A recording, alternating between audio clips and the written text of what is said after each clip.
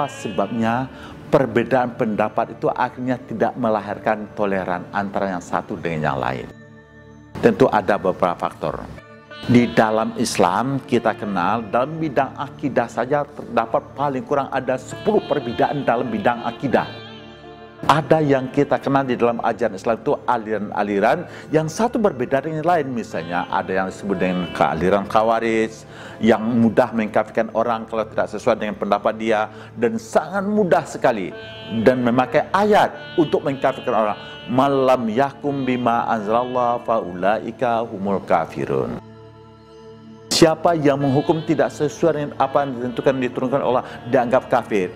Dia memahami ini sangat simplistik sekali, tapi kemudian mudah mengkafirkan orang lain. Dan bukan hanya sekadar mengkafirkan orang lain, melakukan reaksi negatif dan melakukan ancaman terhadap orang yang berbeda dengan dia. Kemudian meresponi perbedaan pendapat seperti ini adalah sebuah aliran lari yang bernama Murji'ah. Kata orang Murji'ah, persoalan kafir mengkafirkan bukan urusan kita.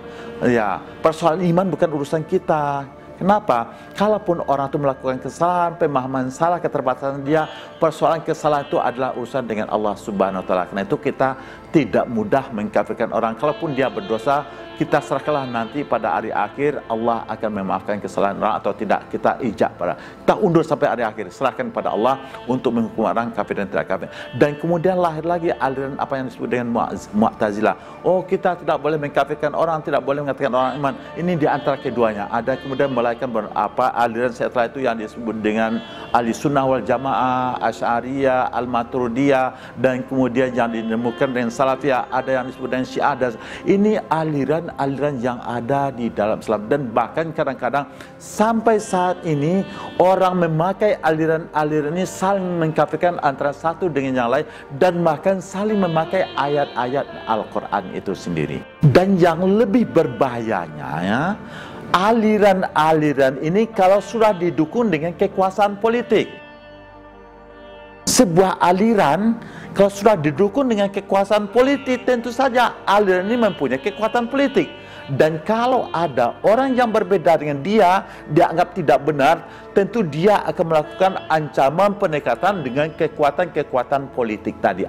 Inilah yang menyebabkan akhirnya perbedaan-perbedaan tadi tidak toleran antara yang satu dengan yang lain. Dan ini terjadi dalam perjalanan sejarah. Kita lihat kenapa. Kalau alirannya ini adalah dekat dengan kekuasaan dan kekuasaan politik, kekuasaan negara, mesti dia yang lebih dominan, dan dia akan menekan dan dia akan mengancam orang-orang yang dianggap atau aliran lain yang tidak sepakat, yang tidak sama dengan dia, dan bahkan dia anggap nanti ini sebuah penyimpangan, ini nyeleneh, dan ini adalah perusakan dan segalanya. Dan ini terjadi di dalam perjalanan sejarah Islam karena perbedaan pendapat, aliran-aliran akidah, dan demikian juga aliran-aliran yang terdapat dalam bidang fikih akan saling memberikan reaksi negatif. Dan lagi-lagi saya bilang, yang lebih berbahayanya kalau sekiranya aliran ini sudah dekat dengan kekuasaan politik, dengan kekuasaan penguasa. Ini akan jauh lebih berbahaya kalau sekiranya tidak memberikan toleran terhadap perbedaan pendapat. Karena itu sesungguhnya kekuasaan politik tidak boleh berpihak terhadap perbedaan-perbedaan pendapat ini. Itu sebabnya dalam ajaran agama kita diajarkan, kalau terjadi perbedaan pendapat, iza tanaza'tum fi syai' farudduhu ilallah wa rasul.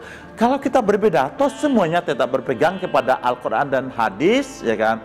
Tetapi perbedaannya adalah dalam bidang pemahaman, dalam bidang penafsiran, dan ini sangat bervariasi. Kalau kamu berbeda pendapat ini, kata Allah, kembali pada Allah dan Rasul. Apa yang diajarkan kembali pada Allah dan Rasul?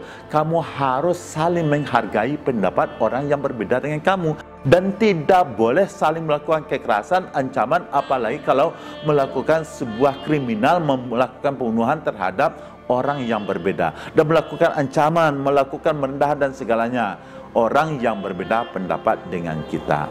Inilah kenyataannya sekarang. Kita kadang-kadang tidak toleran dalam perbedaan pendapat ini, dan bahkan kekuasaan politik kalau sudah dekat dengan sebuah aliran, dia aliran itu akan selalu menang dalam kekuasaan politik lagi. Inilah sedikit penjelasan kita, dan ini termasuk juga perbedaan-perbedaan yang nampak bagi kita di Indonesia ini. Terima kasih, mudah-mudahan ini bermanfaat buat kita semua.